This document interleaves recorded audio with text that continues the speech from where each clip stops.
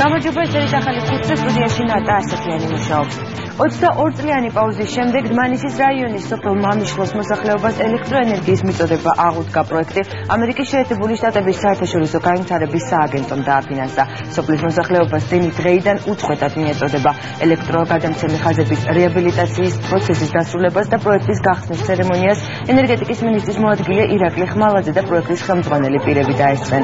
ირაკლი ხმალაძის განცხადებით საქართველოში სულ 50 სოფელია, რომელსაც მსგავსი პრობლემები აქვს. სამინისტრო მუშაობს ამ საკითხებზე და პრობლემებს ეტაპობრივად მოაგვარებენ.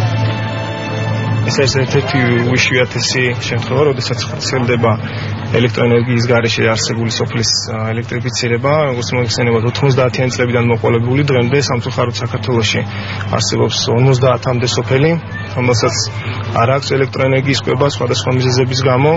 დიდი ხანია უკვე მუშაობთ ამ საკითხებზე, ვეძებთ გამოსავალს და ერთ-ერთი საშუალება, რაც მოიძებნა ეს იყო USAID-ის დახმარებით და UNEP-ის დახმარებით განხორციელდა სოფელი მამიშლარის ელექტრიფიცირება.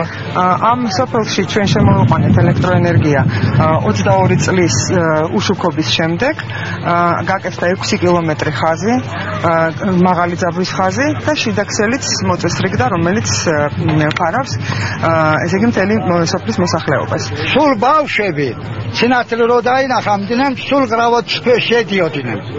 შევეკითხე, რა შედიხარ? ისე გონია გელი შემოდი სოფელში.